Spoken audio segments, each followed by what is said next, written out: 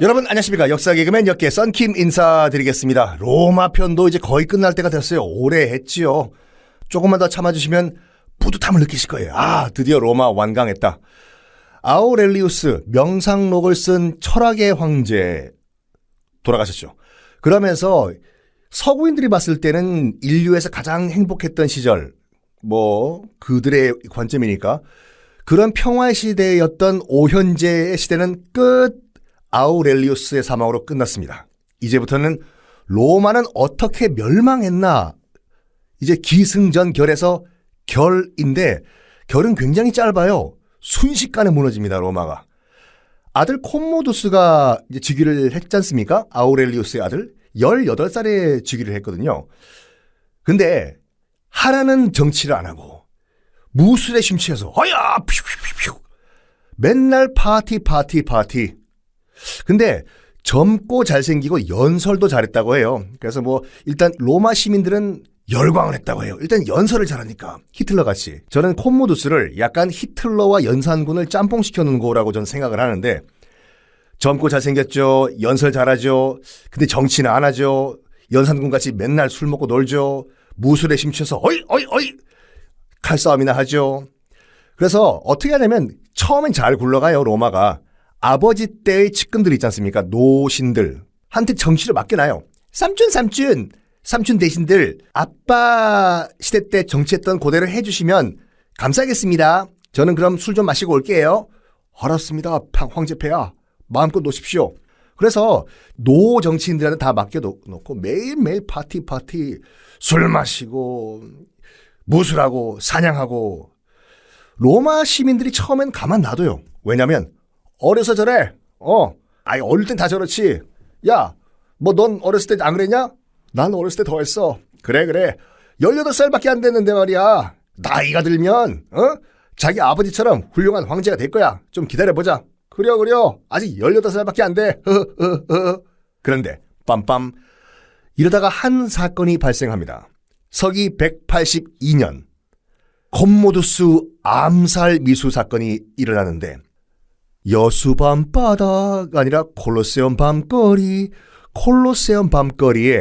이 콤모두스가 산책을 하고 있었어요.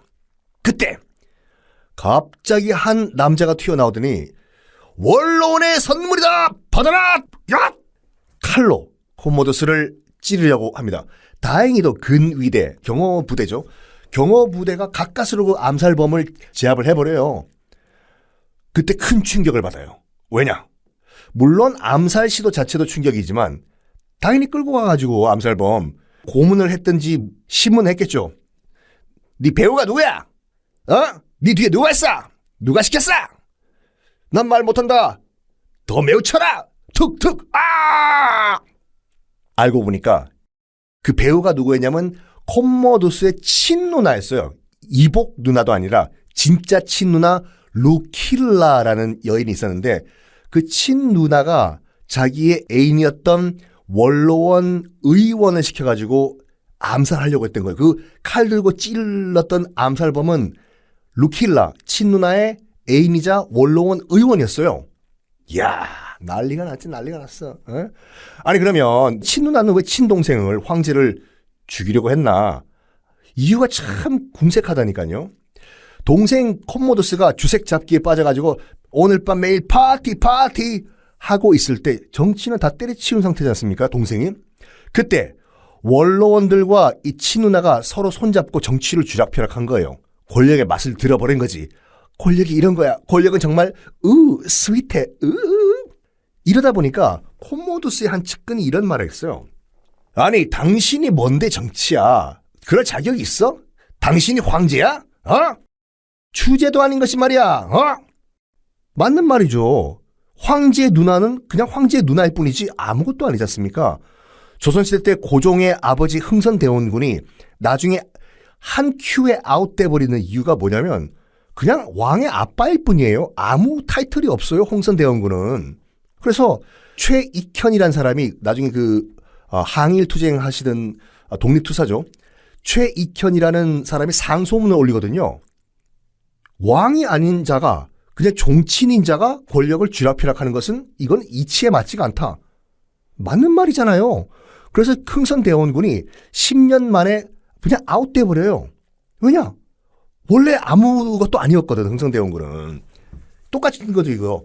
콤모두스의 누나는 그냥 누나일 뿐이에요. 그걸 전곡을 찌른 거죠. 콤모두스의 이 신복이. 당신 뭔데? 당신 그냥 황제의 누나 아니야. 근데 뭔데 너 로마를 쥐렵히라 카노? 여기에 자존심이 상했게 첫 번째 이유고, 두 번째는 뭐냐면 자기 남동생 황제의 부인, 즉 황후죠. 한테 묘한 질투를 느끼는 거예요. 나이도 거의 비슷했다고 했는데, 아니 똑같은 여인인 쟤는 황제의 부인 황후라고 해서 로마 시민들의 존경을 받는데 나는 이렇게 막소리까지 들어야 돼? 어우, 질투나. 여기서 뭘 느끼냐면 그냥 동생 죽여버리고 내가 황제가 되든지 내 애인을 황제로 시키든지 이렇게 하자 해서 빈정상해가지고 동생을 죽이려고 했다, 이겁니다. 어쨌든 실패로 돌아갔어요. 암살 사건. 누나 루킬라 잡혔고 진짜 칼을 들고 찌르려고 했던 루킬라의 애인 원로원 의원 잡혔어요. 콤모두스도 열받지만 그래도 이 핏줄인데 누나는 놔두고 누나의 애인이자 그 암살하려고 했던 원로원 의원만 죽이려고 했거든요. 그랬더니 옆에서 신복들이 안 된다고, 모든 걸 다 그 사주한 진짜 범인은 누나 루킬라이기 때문에 루킬라도 죽여야 된다고. 그러니까 어쩔 수 없이 누나까지 죽여버려요. 그리고 원로원 의원이었잖아요. 칼 들고 찌르려고 했던 거. 이 할배들 이거 안 되겠네 이거. 원로원 의원들도 차례차례 불러가지고 다 댕강 죽여버리는데 이때부터 눈이 뒤집혀요. 콤모두스가 폭주 기관차, 사람 죽이는 거에 맛을 들여버립니다. 아버지 시대 때의 노 정치인들도 다 죽여버려요. 살육전. 그래가지고 로마 전체 역사의 가장 최악의 폭군은 누구냐면요, 콤모두스예요. 네로 황제가 아니라. 네로는 나름 로마 시내에서 불났을 때 불 끄려고 노력했어요. 콤모두스. 그러니까 영화 글래디에이터 보면요, 여러 폭군들 요소를 다 끌어들였거든요.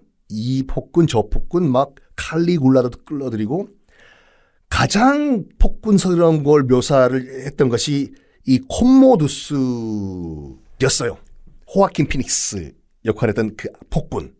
왜 그러냐면 콤모두스가 자기가 로마의 헤라클레스라고 지 스스로 불렀거든요. 그래서 사자 가죽을 쓰고 다니면서 돌아다녔어요. 나는 헤라클레스다. 사자는 곰 따위는 다 때려 죽인다. 그리고 직접 사자 가죽을 쓰고 콜로세움에 들어가가지고 검투살들과 대결을 벌였어요. 내가 직접 죽여야겠다 너희들. 내 황제 칼 받아라. 황제 칼을 받는 건 영광 아니야. 그래서 요게 이제 영화 글래디에이터의 그 모티브가 된 거거든요. 황제가 직접 칼 들고 들어가가지고 My name is Maximus. 러셀 크로우랑 진짜 싸우지 않습니까? 지가 뛰어 들어가요, 칼 들고. 그래가지고 죽이고 나중에 마음에 안 든다고 해가지고 검투사들 10,000명을요 콜로세움에서 한꺼번에 다 죽여버려요. 광기의 황제가 됐습니다. 여러분들이 원로원 의원이고 로마 정치인이라면 어떻게 하시겠습니까? 저라면요 이렇게 할 거거든요. 가만히 있으면 내가 죽어요. 아니 무슨 이성적인 판단으로 재판을 해서 죽이는 것도 아니고 그냥 칼 들고 다니다가 사자 그 가죽 쓰고 그냥 마음에 안 들면 다 죽여버리는 거예요. 그러면 내가 원로원이고 의원이고 내가 로마 정치인이면 저 같으면 이렇게 생각했을 것 같아. 황제를 내가 죽이지 않으면 내가 먼저 죽는다. 그렇죠. 그래서 알게 모르게 그 당시 로마 정치권에서는 어떤 분위기였냐면 내가 먼저 황제 죽이자. 이런 분위기였어요. 내가 살려면 저 미친 삐삐을 먼저 죽여야 돼요. 그래서 칼을 든 사람이 나타납니다. 누구냐? 등잔 밑이 어둡다고 근위대장. 그러니까 지금으로 보면 청와대 경호실 실장이에요. 가장 국가원수 옆에서 경호를 맡는 근위대장 라이투스라는 근위대장이 있었는데 죽여야 되겠다. 안 그러면 내가 죽는다. 그래서 황제가 마시는 포도주 잔에 뚝뚝뚝뚝뚝뚝뚝 독을 타버려요. 배야, 오늘 하루도 수고하셨습니다. 이 포도주 원샷 때리시죠. 밑장 깔면 제가 슬퍼집니다. 원샷? 아, 고마워, 라이투스. 역시 내 근위대장, 경호실장 라이투스밖에 없어. 건배. 똥! 뚝뚝뚝뚝뚝뚝. 맛이 이상한데? 나쁜 왕제! 너는 오늘이 마지막이다! 내가 거기 독을 탔다! 쉽게 안 죽었다고 해요. 아, 참네, 참. 원래 조선시대 때도요, 여러분, 그 사약 봤지 않습니까? 사약이, 우리 드라마나 영화 보면 그 원샷 한 다음에 피토하고 죽잖아요. 안 그랬어요, 원래는요. 굉장히 천천히 죽었대요, 사약. 심지어는 안 죽어가지고 몇 잔을 마셔도 안 죽으니까 차라리 목매달라고 이렇게 했던 케이스도 있고, 혈액순환이 빨라야지 독이 많이 잘 퍼지잖아요. 그래서 사약을 마신 다음에 온돌방에 들어가는 케이스도 있고, 지금 이것도 포도주에 독을 탔는데 황제가 안 죽어. 어떡하냐? 플랜 B를 준비했습니다. 라이투스가. 검투사들은 이 콤모두스를 원수로 생각하겠죠. 자기 동료들을 10,000명을 죽여버렸는데. 그래서 만약에 사태를 대비해서 백업 플랜으로 기둥 뒤에 검투사 출신들을 대기시켜놨어요. 그래서 여차하면 너희들이 죽이라고, 황제를. 독을 마셨는데 안 죽으니까 기둥 뒤에 숨어있던 검투사들이 튀어나와가지고 일단 무기는 못 들고 들어가니까 궁전 안에 콤모두스의 목을 졸라 죽입니다. 이것이 서기 192년, 굉장히 짧은 재위 기간이었어요. 폭군이니까. 그 사이에 로마 시민들은 다 이 상황을 다 알고 있죠. 아니 맨날 시체가 그냥 막 굴러나오는데 황궁 안에서. 또 경악을 한 것이 뭐냐면 아까 말씀드린 것이 콜로세움 안에서 10,000명의 검투사들을 일제히 다 죽여버리는 거 보고 쟤 미쳤다. 우리가 잘못 생각했다. 새로운 황제라고 생각을 하고 있었어요. 로마 시민도. 이 폭군 콤모두스가 죽었다는 소식을 듣고 로마 시내에 있는 콤모두스의 석상들, 대리석으로 만든 거 일제히 다 부숴버리고, 심지어는 시신을 길거리에 질질 끌고 다니기 또 했다고 합니다. 정말 비참한 최후죠. 자, 이 콤모두스, 폭군 콤모두스 이후에 드디어 로마는 일순간에 와르르 무너지기 시작을 합니다. 근위대장 라이투스가 일단 황제를 죽였잖아요. 근데 자기가 황제가 안 되고 누굴 황제를 시키냐면 당시 로마 시장 있잖아요. 서울시장, 부산시장, 대구시장 같이 로마 시장한테 당신이 황제! 해서 황제 자리를 넘겨줘요. 왜냐면 자기도 알았어. 왜냐하면 황제 자리에 올라가면 일찍 죽는다는 걸 알기 때문에 자기는 권력만 쥐고 바지 사장을 세운 거예요. 당시 로마 시장 보고 당신! 황제! 로마 시장은 얼떨결에 황제가 됐는데 지금부터 로마 황제는요. 정말 아무 의미가 없는 황제, 타이틀만 황제들이에요. 로마 시장 자기 딴에 좀 잘해보려고 했어. 아니 그래도 황제인데 역사에 좋은 황제로 기록돼야 될 거 아니에요. 그래서 뭘 했냐면 긴축 재정을 펼쳤네. 긴축 재정이 뭐냐면 예산 깎아버리는 거예요. 예산 깎는 것 중에 근위대의 월급도 깎아버렸네. 근위대가 박수 칠까요? 국가를 위해서 정말 잘하고 있습니다. 자기 월급 깎여가지고 기분 좋은 사람이 어디 있어요? 뭐야? 아니 우리 근위대가 황제 시켜줬는데 뭐 우리 월급을 깎아? 이거 콱 그냥. 얼떨결에 황제가 됐던 로마 시장 즉위 딱 3개월 만에 근위대원들한테 피살을 당합니다. 완전 콩가루 국가가 돼버리죠. 다음에 일어나는 일은 더 콩가루예요. 근위대가요. 근위대가 참 로마인지 황제를 지 맘대로 쥐락펴락 하잖아요. 와, 어떻게 한 줄 알아요? 다음 황제? 에? 다음 황제 자리를요. 이 근위대가 경매에 붙여버려요. 옥션에 자 황제 자리에 올랐습니다. 황제 자리에 올랐습니다. 저기 A야 500만 원 더 이상 없으니까 600만 원, 600, 700 나왔습니다. 1000 나왔어요. 1000 다섯 세기입니다. 1000 다섯, 1000 넷. 진짜 제가 과장하는 게 아니라 황제 자리를 경매에 붙여버려요. 그래서 율리아누스라는 당시 로마의 은행가 재벌이 돈 있으니까 황제 자리를 사요. 돈 주고 사. 이게 전 로마 제국의 소문이 다 난 거예요. 아무나 황제를 하나 황제는 아무나 되네. 아무나 황제가 된다. 나도 해볼까? 당연히 그런 생각이 들겠죠. 그 중에 누가 제일 먼저 선수를 쳤냐면 판노니아란 지역이 있었어요. 어디냐? 지금의 발칸반도. 발칸반도를 모르시는 분들은 한번 지도 한번 보세요. 발칸반도가 어디냐면 이탈리아 반도 바로 오른쪽으로 옆에 있는 지금 뭐 크로아티아, 그리스 뭐 1차 대전이 터졌던 발칸반도가 그 당시 이름이 이제 판노니아라는 지역이었는데 거기에 총독이었던 세베루스. 이제 여러분 걱정하지 마세요. 이제 이런 복잡한 이름도 거의 안 나와요, 이제요. 이 발칸반도의 총독이었던 세베루스가 아무나 황제가 되네. 나도 황제 한번 해볼까. 그래가지고 발칸반도에서 자기 군대를 이끌고 로마로 진격을 합니다. 그리고 돈으로 황제 자리를 산 율리아누스, 경매로 황제 자리를 산 율리아누스 목을 쳐버려요. 너 돈 주고 황제 샀지? 아웃! 댕강. 그리고 서기 197년에 세베루스가 스스로 황제가 됩니다. 근데 이것도 약간 의미가 있는 게 뭐냐면 로마 역사상 유일한 그 아프리카계 황제예요. 그렇다고 해서 흑인이 아니라 고향이 리비아거든요. 북아프리카. 아프리카 대륙에서 태어난 아프리카계 황제가 처음으로 됩니다. 나도 한번 황제 해보자. 율리아누스 너 돈 주고 황제 샀지. 넌 아웃 댕강. 하자마자 이 세베루스라는 인간이 한 게 제일 처음에 뭐냐면 로마로 진격해 들어오자마자 어리버리한 상태이었던 근위대의 무장을 즉각 해제를 해버려요. 왜냐하면 당시의 실권은 다 근위대가 쥐고 있었잖아요. 근데 근위대라는 것이 아무리 정예부대라고 하더라도 머릿수에서 안 되잖아. 근위대가 지금 딱 보면 청와대 경호부대 아니면 백악관 무슨 뭐 시크릿 에이전트 이 정도거든요. 물론 최정예 요원이지만 일반 군대는 아니잖아요.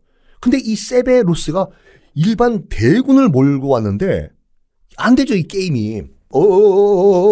하다가 근위대 무장이 해제가 됩니다. 왜냐? 당시로서는 가장 무서운 조직이니까. 권력을 쥐락펴락 황제 자리를 경매에 붙여버리는 조직이지 않습니까? 그런데 이 세베루스도 오래 못 가요. 왜냐? 자기도 약간 알렉산더 대왕이 되고 싶었나 봐요. 그래서 끊임없이 정벌을 나가요. 원래 자체가 군인 출신이다 보니까 어딜 갔냐면 브리타니아, 그러니까 지금의 영국으로 건너가요. 영국, 비틀즈, 맨체스터 유나이티드 다 내가 먹겠다. 브리타니아로 건너가서 섬으로 건너가서 점령 전쟁을 떠났다가 거기서 부상을 당합니다. 그래서 영국 전선에서 자기 두 아들을 불러요. 요 아들 이름은 꼭 기억하셔야 돼요. 카라칼라와 게타. 오늘 게타다가 아니라 게타. 두 아들을 불러요. 죽기 직전에 영국에서 싸우다가 카라칼라 형이에요. 그리고 게타 동생이에요. 너희들 이리 와봐. 네, 아바마마 황제폐하. 너희들 아버지가 죽더라도 형제끼리 정말 잘 살아야 된다. 형제의 우애 정말 제일 중요하다. 그 유언을 남기고 전사를 합니다. 세베루스 영국에서. 그리고 마지막 유언을 뭘로 남겼냐면 카라칼라 형, 게타 동생 두 사람이 공동 통치를 하라. 공동 황제가 돼가지고 로마를 다스려라. 이렇게 유언을 남겨요. 그런 선례가 있었잖아요. 그런데 이 카라칼라 형이요. 권력은 여러분들 형제끼리는 절대 부자끼리는 나누는 경우 있지만 형제끼리는 절대 안 나누거든요. 물론 로마의 한 케이스는 있었지만 로마로 돌아오자마자 아버지 시신을 모시면서 로마로 돌아오자마자 형 카라칼라가 뭘 했냐면 동생 게타복을 쳐버려요. 댕강. 왜냐? 권력은 나 혼자 꿀꺽 먹겠다 이건데 어쨌든 이 카라칼라가 신임 황제가 됐습니다. 그러면 여러분 이 카라칼라는 아주 현명한 황제가 될까요? 아니면 폭군이 될까요? 아니 권력을 위해 가지고 아버지 유언도 그냥 헤헤 이래버리고 동생도 목을 쳐버리는데 친동생을 콤모두스의 재림 빰빰 이게 됩니다. 알렉산드리아라고 그 지중해 도시 있지 않습니까? 시민들이 이 소식을 들은 거예요. 너 그거 들었어? 아니 형이란 인간이 말이야 권력을 위해서 동생 목을 쳤대요. 아이고 정말 야, 이 권력이라는 게 정말 무서워. 어떻게 형이 그럴 수가 있어. 동생 불쌍해서 어떡하나. 아이고. 이래서 알렉산드리아 시민들이 요거를 이제 풍자 코미디로 만들었어요. 개콘같이. 이거를 들었네 카라칼라가. 뭐? 내가 동생을 죽인 거 가지고 이걸 지금 만들었다고? 여봐라. 네 배야. 다 죽여. 에? 다 죽여! 그래가지고 알렉산드리아로 군대를 보내서 시민들을 다 몰살해버려 피바다로 만들어버립니다. 그런데 이 카라칼라가요. 이렇게 폭군 조짐을 보였어도 로마 시민들은 약간 지지를 해요. 왜냐하면 이 카라칼라가 그걸 알았어. 민심을 건드리면은 지는 오래 못 간다. 그래서 일반 대중들을 위해 가지고 약간 오락거리를 만들어줘요. 카라칼라가. 뭘 만드냐면 욕장. 그 사우나를 만드는데 지금도 로마 외곽에 가면 카라칼라의 욕장이라고 사우나 터가 남아있거든요. 거의 원형 그대로 남아있어요. 지금 한번 검색해보세요. 방송 끝나고 보세요. 카라칼라의 욕장 치면은 어마무시한 건물이 나오는데 그게 찜질방이라니까요. 동시에 1600명을 수용 가능해요. 현대식 찜질방과 똑같아요. 들어가면 옷 벗어서 노예들한테 옷 맡기고 그런 다음에 화장실 가가지고 그 스텝이 다 있어요. 화장실 가가지고 대리석으로 만든 화장실에서 다 뺄 거 다 빼고 왜냐하면 안에 들어가서 그 온탕에서 실내하면 안 되잖아요.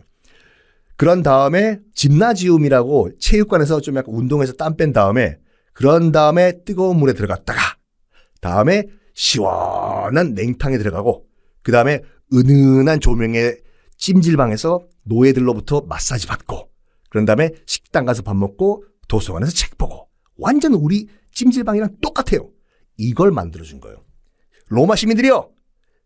떼미십시오. 이런 식으로. 그리고 이 카라칼라도요. 지가 알렉산더의 환생이라고 착각을 했어요.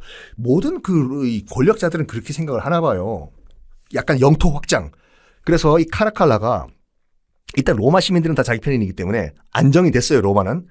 원정 가자. 원정 가자. 침략을 하면서 그래서 끊임없이 원정, 정벌 또 정벌 나가는데 일단 문제가 뭐냐면 계획이 없어요. 즉흥적인 전쟁이에요. 그냥 밥 먹다가 전쟁 가자. 잠자갔다가도 일어났다. 전쟁 가자. 이런 식으로. 즉흥적인 전쟁을 하다 보니까 당연히 군대에서는 부글부글 불만이 끌어오르겠죠. 5분 대기조도 아니라 차다가 갑자기 황제가 또 출동 명령 내리고 하니까 또 반복이에요. 원정 나갔다가 또 근위대장에게 전선에서 싸우다가 암살이 됩니다. 카라칼라 빠이빠이. 로마 시내에 사우나 남겨줘서 감사해요. 떼밀게요. 자, 카라칼라가 죽은 다음에요. 지금부터는 어떤 시대냐?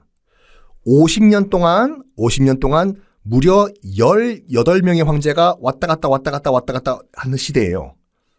대부분의 역사학자들도 이 부분을 스킵해버려요. 너무 난장판이고 콩가루 시대이기 때문에 50년 동안 거의 20명의 황제가 올라갔다 내려갔다. 대부분 다 군인들이었거든요. 그래서 간단하게 군인 황제의 시대 50년이라고 해요. 이 50년 동안. 야, 이렇게 지금 로마가 혼란 속에 콩가루 집안이 돼 있었는데 가만 놔뒀겠습니까? 박혀있던 이민족들이요. 야, 저거 봐라. 우리 괴롭히던 로마가 완전 돼지 삐 가족이 됐네. 콩가루 집안이야. 어이구야, 인절미 무쳐 먹을까? 그 중에서 누가 먼저 이 콩가루 집안 로마를 침공해 들어오냐? 스칸다나비아 반도, 지금 뭐 스웨덴 등등등이 있는 스칸다나비아 반도, 어디 있는지 모르시는 분들은 잠깐 지도 보시고, 스칸다나비아 반도가 뭐 노르웨이, 스웨덴 여기 있는 북쪽이지 않습니까? 거기 살고 있던 종족이 그 당시 고트족이라는 종족이었어요. 고트족. 지금의 스웨덴, 노르웨이 등등. 그때 약간 그 소빙하기가 왔나 봐요. 날씨가 추워졌거든요. 그럼 당연히 먹고 살기 위해서 남쪽으로 내려왔겠지요. 남쪽으로 내려간 김에 딱 보니까 로마가 지금 콩가루 집안이야. 치자! 로마! 우리도 좀 따뜻하게 반바지 좀 입고 살아보자! 올리브 먹으면서 하고 내려와요. 그래서 일단 50년 동안 난장판인 그 로마는 방어할 능력이 없었어요. 로마는 속절없이 고트족한테 무너지거든요. 결국 로마 제국이 만들어진 이후에 처음으로 이민족이 로마 시내를 점령을 해버려요. 시내까지 쳐들어와요. 콜로세움이 있는 데까지. 스웨덴, 노르웨이 등등등이 볼보를 타고. 볼보가 있었겠나. 하여간 그럼 로마가 여기서 끝나버리나. 다행히도 참 이 고트족도 참 에휴 갑자기 세력이 커졌지 않습니까? 로마를 꿀꺽 드시고 난 다음에 또 지그들끼리 권력 다툼을 해요. 내부 분열이 일어나요. 고트족이. 이 땅은 야 임마 그거 내 땅이야. 뭔 소리야? 이건 내 거야 임마. 해서 로마를 점령하자마자 고트족은 내부 분열이 일어나 버려서 스스로 자폭을 해버려요. 야 로마 운 좋아요. 아직까지는 망하지가 않아. 아직까지는요. 이때 디오클레티아누스라는 황제가 등장합니다. 안 외우셔도 상관없어요. 이름은 디오클레티아누스라는 황제가 등장해서 겨우 무너지려고 하는 로마를 스탑! 아직 망하면 안 돼! 라고 안정화를 시켰는데 딱 지금 계산기 두들겨봐요. 로마가 어떻게 하면 살아날 수 있을까? 이거 힘들어. 그래서 어떤 현실적인 판단을 내냐면 자기 혼자 이 엄청난 로마 제국을 다 통치하기엔 역부족이다 라는 정말 현실적인 판단을 해요. 그래서 어떤 결론을 내냐? 드디어 나옵니다. 로마를 둘로 쪼개자 라는 발상을 내려요. 서기 286년이었어요. 그리고 동쪽 로마, 서쪽 로마 이렇게 나눠버려요. 그리고 자기는 동쪽 로마, 동로마를 다스리겠다라고 선언을 해버리고 자기 부하였던 막시미아누스라고 있었거든요. 자기 부하예요. 너는 서쪽 로마, 서로마 다스려. 우리 나눠서 다스리자. 혼자서 나 못하겠어. 이래서 처음으로 서기 286년에 로마가 동로마, 서로마로 갈립니다. 통치가 안 돼요. 혼자서는요. 근데 이때는 아직까지는 동로마, 서로마가 완전 다른 나라가 아니라 연방제도 비슷한 거였어요. 우리나라 지금 경상북도, 전라남도 이렇게 이 정도로 분할한 수준이었거든요. 아직까지 한 나라예요. 한 나라 안에 미국같이 연방제 국가로 만든 거예요. 그리고 동로마가 더 세요. 왜냐면 동로마는 황제고 서로마를 다스리는 사람은 자기 부하를 보냈기 때문에 동로마 밑에 서로마가 있던 구조였어요. 그런데 이 디오클레티아누스라는 황제가 나는 동로마 다스릴 테니까 부하인 너는 서로마 다스려. 정치의 뒷전. 정치엔 관심이 없네.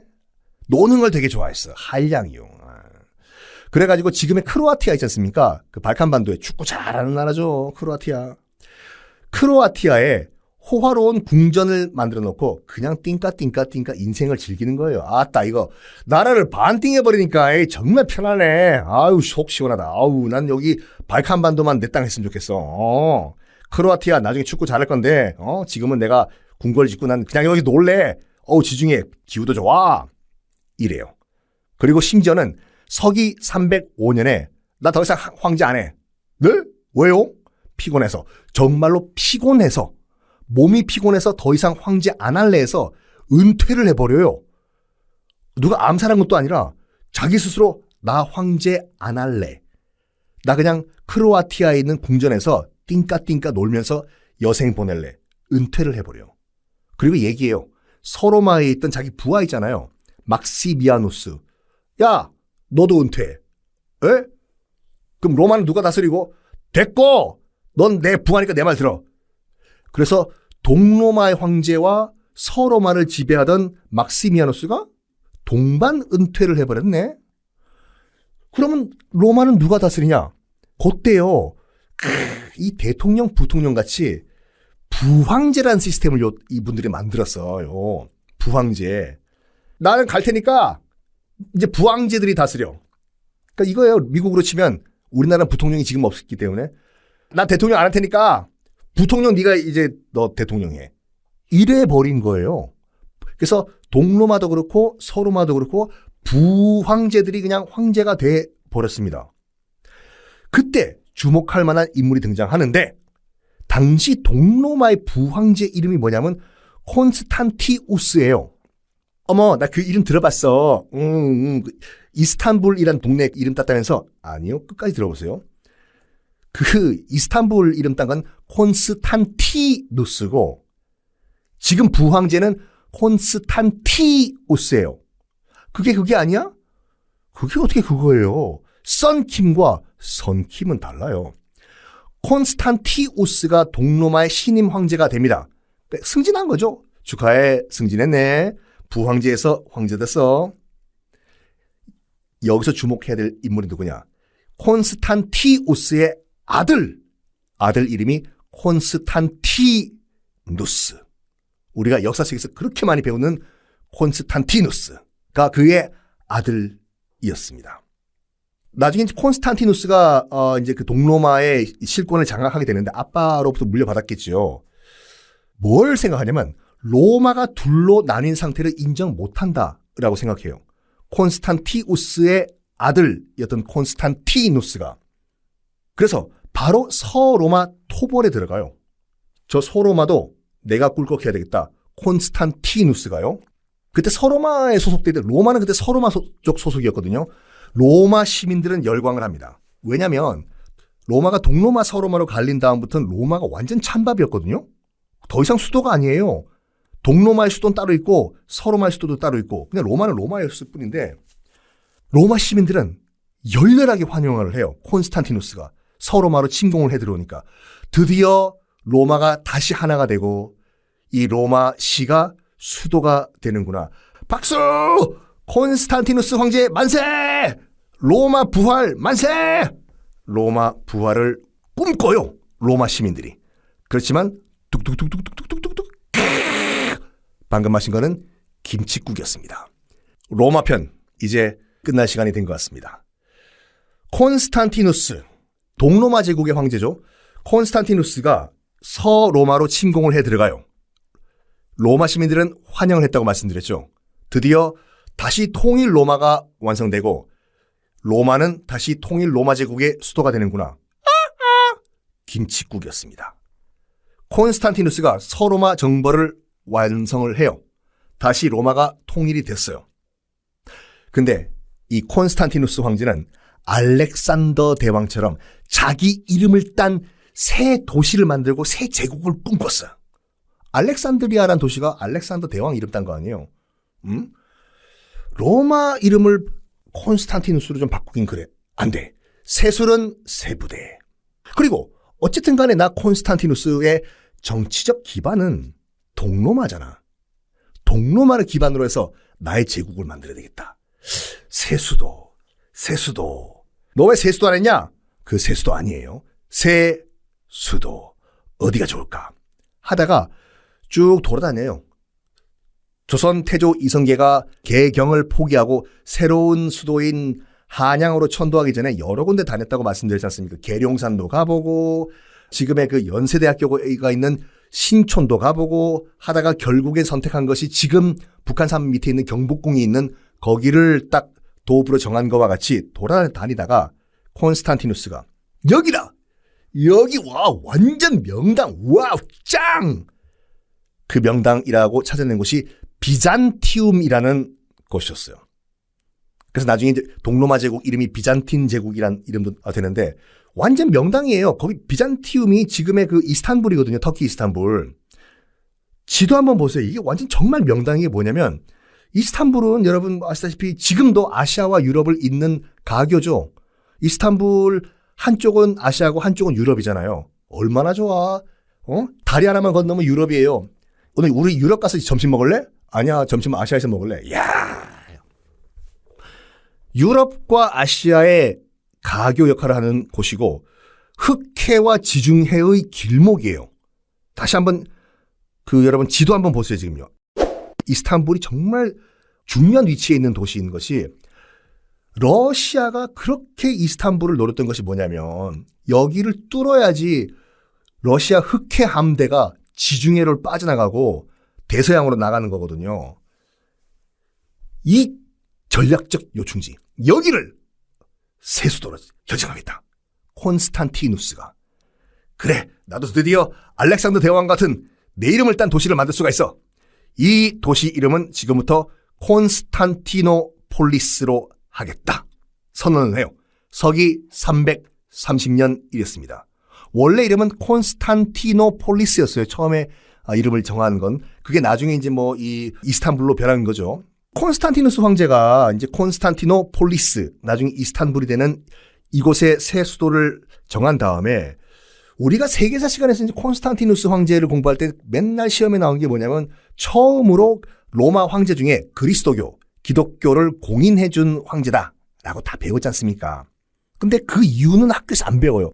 공교육의 문제점이라니까요. 아니, 이런 야사도 좀 얘기를 해줘야지 학생들이 워 하고 좋아하죠. 그냥 다음 중 4명 중에, 보기 1, 2, 3, 4 중에 처음으로 기독교를 공인한 로마 황제는 누군가? 1번 콘스탄티누스, 2번 네로. 이러면 재미없다니까. 콘스탄티누스가 왜 처음으로 기독교를 공인해 줬냐면요. 한 중요한 전투 직전에, 이건 야사예요. 하늘에서 불타는 십자가가 등장을 했대요. 빰빰빰빰빰빰. 우와, 저게 뭐냐? 불타는 십자가! 그러면서 하늘에서 목소리가 들렸다고 하죠. 이 상징이 그대를 승리하게 하리라 라라라라라. 무슨 계시를 받은 것처럼. 이거를 계시를 듣고 콘스탄티누스가, 그래, 믿자의 본전이다, 믿어보자 해서 군기의 깃발, 그 로마군의 상징을 다 십자가로 만들었대요. 그리고 전투를 벌였는데 웬걸 대박난 거예요. 완전 대승을 이뤘습니다. 그래가지고 야, 이거 정말 뭔가 있다. 그래서 그리스도교를 공인해주고 스스로 세례를 받고 그리스도교 신자가 돼요. 콘스탄티누스 황제가. 자, 이거는 뭐 야사고, 다시 돌아와가지고 아직까지는 통일이 됐지만 그 동로마 서로마가 느슨하게 연방제 수준으로 약간 분리가 돼 있던 상태였어요. 서로마, 동로마. 한 나라예요. 한 나라.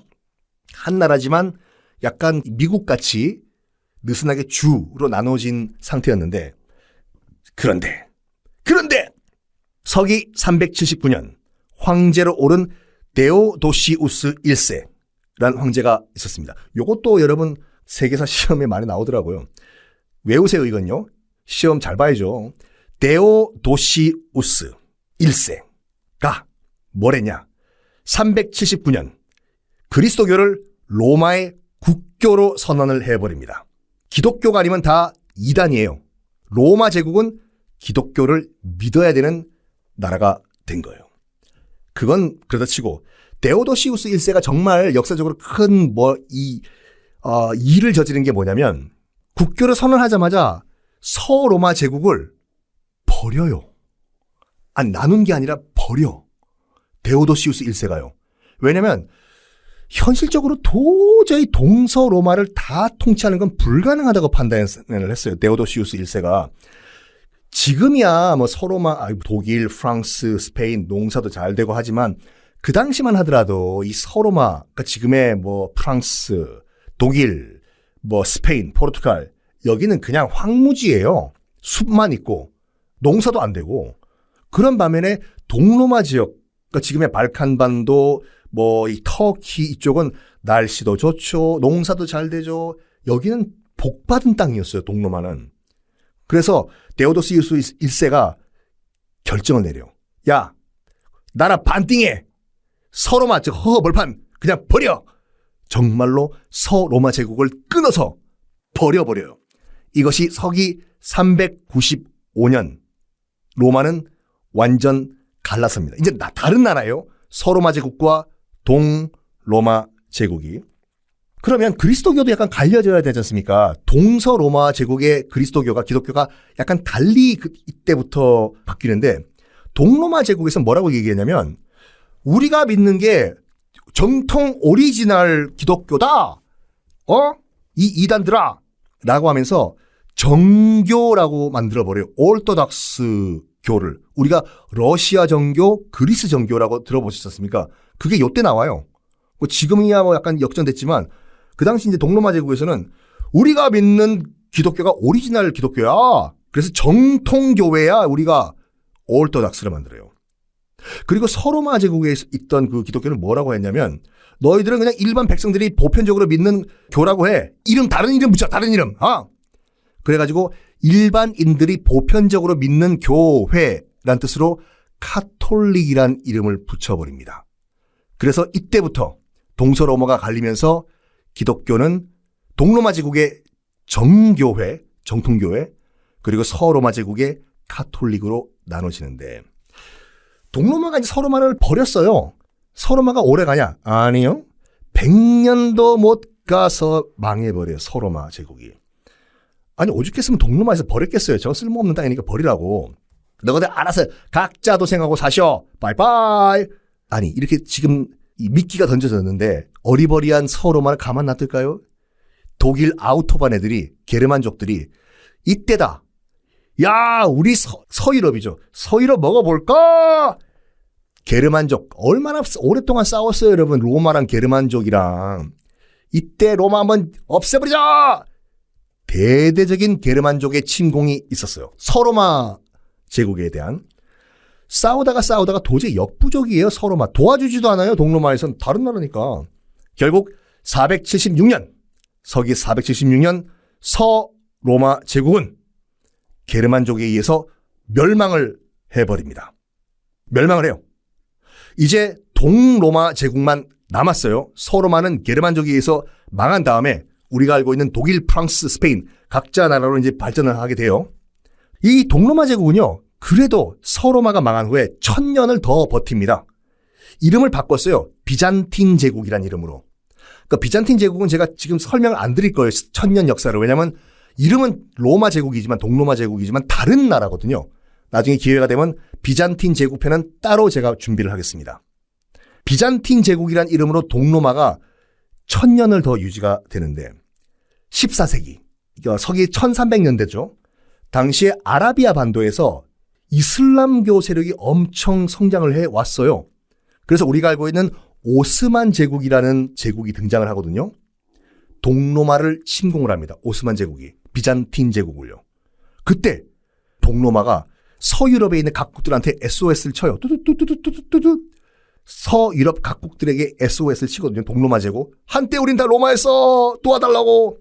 서유럽 국가들 완전 다 거절, 무시를 해버려요. 왜냐? 종교가 다르다는 이유, 이거 하나 때문에.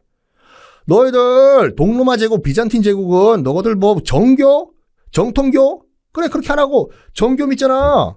우리 서유럽은 말이야 너희와 달라. 우리 카톨릭이라는 거 믿고 있거든. 교황이 있어요. 이 이유 때문에 안 도와줘요. 1절. 그래서 드디어 서기 1453년 4월 동로마 제국은 오스만 제국에게 멸망을 합니다. 동로마 제국의 마지막 황제, 그러니까 비잔틴 제국의 마지막 황제는 콘스탄티누스 11세였는데 도망가다가 일개 병사 사병에게 목이 날아가서 죽습니다.